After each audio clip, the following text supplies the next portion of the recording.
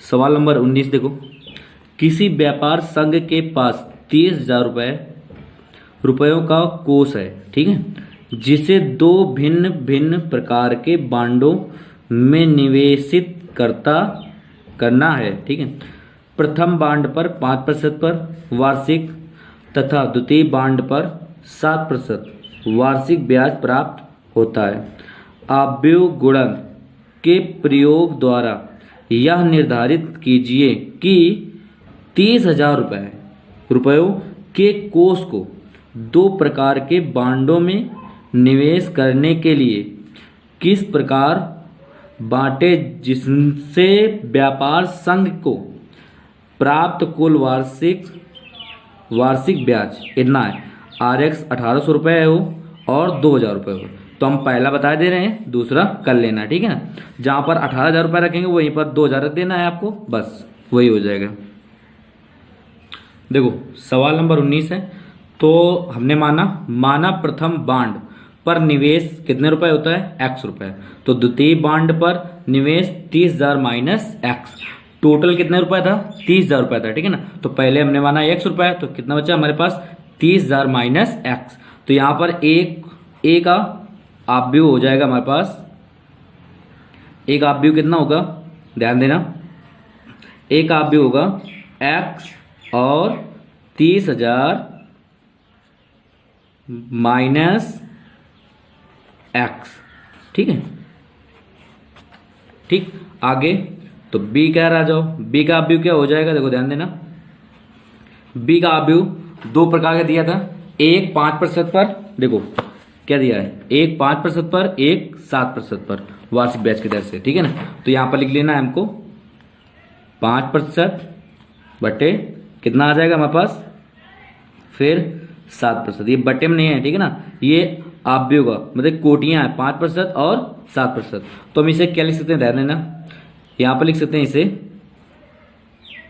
यहां पर लिख सकते हैं 0.05 लिख सकते हैं इसे, और यहां पर क्या लिख सकते हैं 0.07।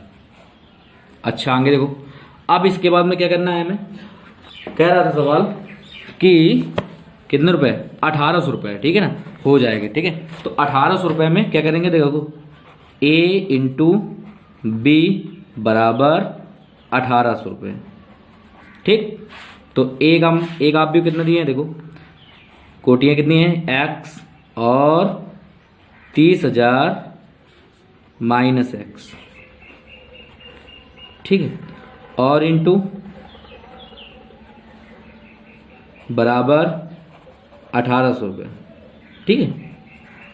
कितने रुपए दिए, 1800 रुपये, और बी का कोटियां क्या दिए हैं, 0.05, फिर आगे 0.07, ठीक है।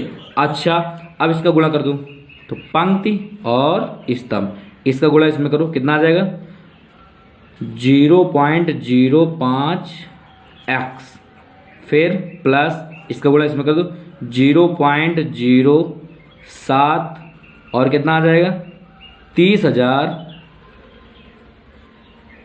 माइनस X बराबर 1800, ठीक है। यहाँ पर दशमलव उठाओगे कितना आ जाएगा 100, इसमें दशमलव उठाओगे कितना आ जाएगा 100 एलसीएम आ जाएगा। अब 100 एलसीएम आ गया, हमारे पास कितना बचा 5X, प्लस इसमें कितना बचा 7 गुणा कर दो, 7 त्रिका 21 माइनस 7X बराबर 1800, और कितना देखो 7X में 5X चला के कितना बचेगा, माइनस का 2X प्लस का 21,000, कितना आ जाएगा, इकाई दहाई सैकड़ा हजार 10,000 लाख 2,10,000 रुपये, ठीक है ना। तो 2,10,000 रुपये। अब इसके आगे देखो बराबर 100 गुणा कर दो, कितना आ जाएगा यहाँ पर 1,80,000 रुपये आ जाएगा, कितना आ जाएगा 1,80,000 रुपये। तो यहाँ पर कितना आ जाएगा, माइनस का 2X बराबर 1,80,000 माइनस 2,10,000, ठीक।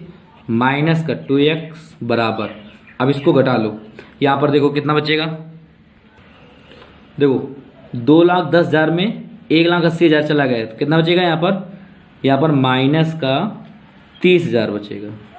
माइनस तो माइनस कैंसिल, 2 से काट दो इसे, तो x बराबर कितना आ जाएगा, यहाँ पर x बराबर आ जाएगा 2 1 कम 2, 2 पंचे 10, ठीक, यहाँ पर कितना आ जाएगा 15,000 रुपये आएगा, ठीक। अच्छा, x बराबर 15,000 रुपये आएगा। अब ये 15,000 रुपये कहाँ रखेंगे, देखो यहाँ पर रखना है, यहाँ पर प्रथम बांड पर 15,000 रुपये और द्वितीय बांड पर 30,000 माइनस 15,000, तो कितना आ जाएगा 15,000, तो दोनों 15,000 आ जाएंगे ना, तो इसमें रखने देना, हमें लिखना क्या है, देखो लिखना है इसमें प्रथम बांड पर निवेशित बराबर 15,000 रुपये, ठीक है। अच्छा, आगे अब द्वितीय बांड पर क्या लिखेंगे, यहाँ पर द्वितीय बांड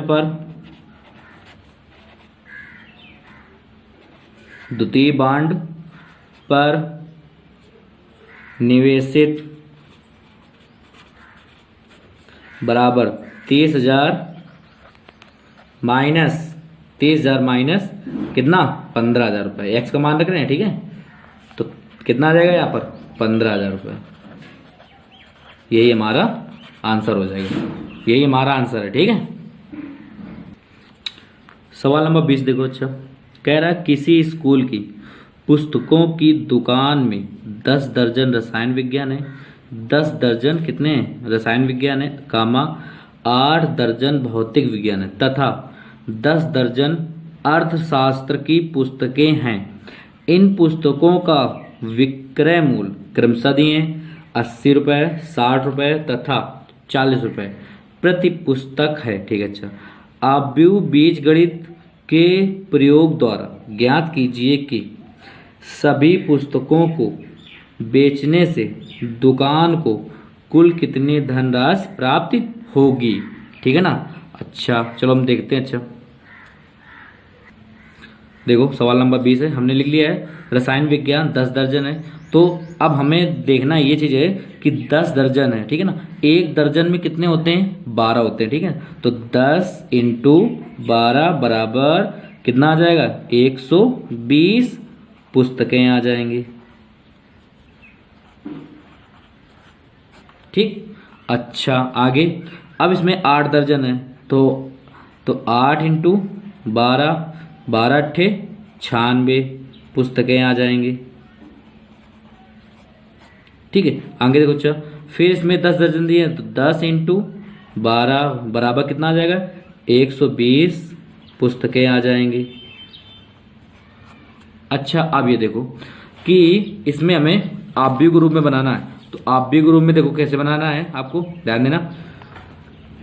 ए बराबर इसकी कोटियां कितनी आ जाएंगी हमारे पास, देखो 120 फिर 96 फिर 120, ठीक। अब हम देखेंगे पुस्तक का विक्रय मूल्य, ठीक, देखेंगे क्या पुस्तक का विक्रय मूल्य देखेंगे, ठीक है। अब पुस्तक का विक्रय मूल्य देखो कितना दिया है, तो इससे b बराबर मान लो क्या आ जाएगा हमारे पास, कितना है 80 फिर 60 फिर 40, ठीक है ना। अच्छा, अब आ जाओगे, देखो ध्यान देना, अब हमें ज्ञात क्या करना है, देखो कह रहा था सवाल बेचने से दुकान को कुल कितनी धनराशि प्राप्त होगी, तो अब देखते हैं धनराशि देखो कितनी प्राप्त हो रही है उससे। देखो पुस्तक का विक्रय मूल्य कितना है, सॉरी पुस्तक कितनी है 120 फिर 96 120 है, ठीक है ना, और पुस्तक का विक्रय मूल्य कितना है 80 रुपये 60 रुपये और 40 रुपये, तो क्या करेंगे यहाँ पर a इंटू बी को गुणा कर देंगे, ठीक है। तो यहाँ पर कितना आ जाएगा देखो ध्यान देना 120 फिर 96 फिर 120 फिर इंटू कितना आ जाएगा 80 60 40। चलो अच्छा देखो, अब यहां पर रखो इसे 120, देखो पंक्ति और स्तंभ, मतलब पंक्ति गुणा स्तंभ में करना है। तो 120 और 80 गुणा करो, कितना आ जाएगा 12 अट्ठे 96, तो 00, ठीक है, प्लस कितना आ जाएगा 9600, ठीक है। अच्छा आगे फिर इसके बाद में कितना आ जाएगा, ध्यान देना। अब इसके बाद में आ जाएगा हमारे पास, थोड़ा इस जगह याद रखना आपको, रुपया लिखना है, ठीक है। क्या लिखना है, रुपया लिख देना है आपको।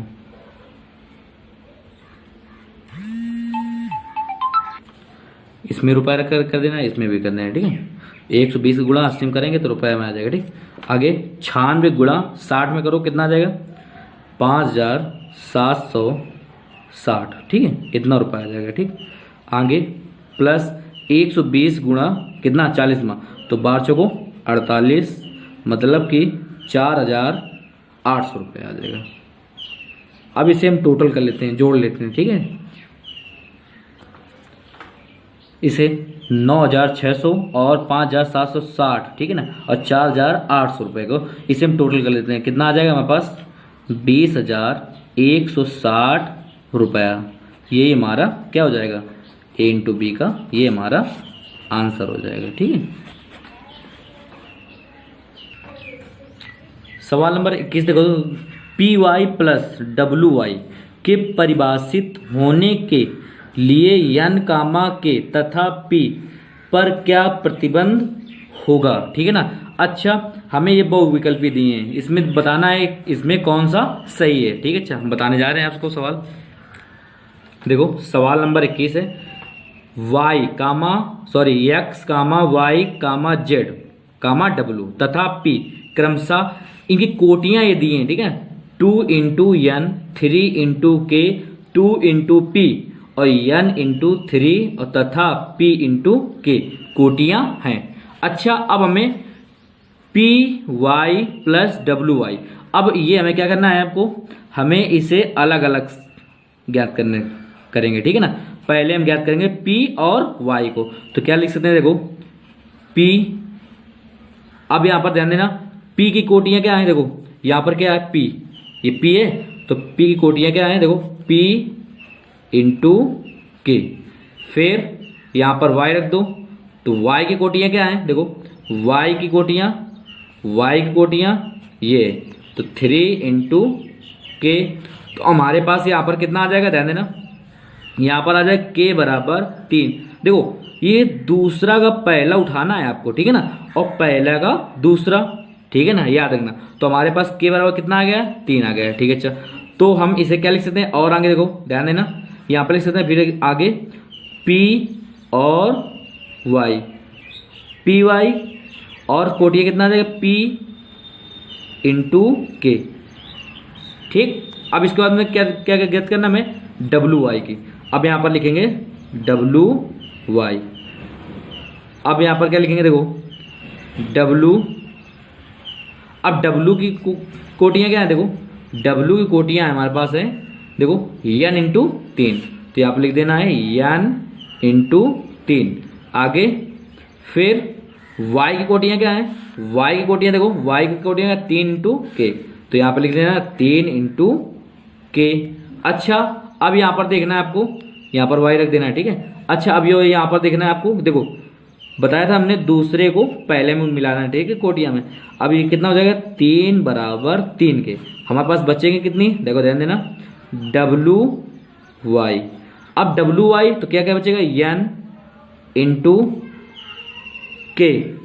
अच्छा आगे ध्यान देना P Y plus W Y बराबर, अब अच्छे से याद रखना है आपको, पी वाई का मान कितना था, देखो पी वाई का हमने निकाला था, कितना निकाला था, देखो ये पी वाई का, देखो पी वाई का हमने क्या निकाला था, ये निकाला था। तो यहाँ पर कितना लिखेंगे, पी वाई और पी इंटू के, फिर प्लस, अब इसके बाद में देखना अब हमें डब्ल्यू वाई का, और डब्ल्यू वाई का कितना है, देखो डब्ल्यू वाई का, तो डब्ल्यू वाई कितना आ जाएगा, n इंटू के।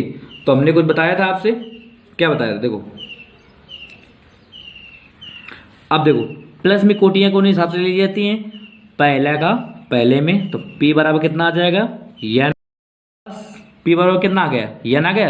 अब k बराबर k, ठीक है ना, k बराबर k। अब हमें देखना है ये कि इसमें कौन सा आंसर सही है। देखो हमारे पास क्या निकाला था पहले, k बराबर 3, तो k बराबर यहां पर लिख देंगे कितना 3 और एक p बराबर n, यही हमारा क्या हो जाएगा आंसर हो जाएगा। ठीक है, यही हमारा आंसर है। ठीक है, याद रखना है आपको। सवाल नंबर 22 है, देखो यदि n बराबर p कामा तो आव्यूह 7x माइनस 5z की कोटियां है, इसमें कोटियां बताना है कौन सी, 4 बहुविकल्प दिए हैं और बताना है आपको कि मतलब कि इसमें कौन सा सत्य है। ठीक है ना, तो p इंटू 2 कोटियां क्या सही है, 2 इंटू n सही है, इसमें इस प्रकार से बताना है। ठीक है, अच्छा देखते हैं सवाल नंबर 22। इसके कोटियां ये दिए हैं, क्या दिए हैं, ये कोटियां हैं। ठीक है, अच्छा देखो w कोटियां 3 इंटू n और x की कोटियां 2 इंटू n और y कोटियां 3 इंटू k। ठीक है, अच्छा सवाल कह रहा था, सवाल क्या कह रहा था, देखो कि यदि n बराबर p दिया है, ठीक है ना, ये क्या दिया है। ठीक है, अच्छा यहां से हल डाल,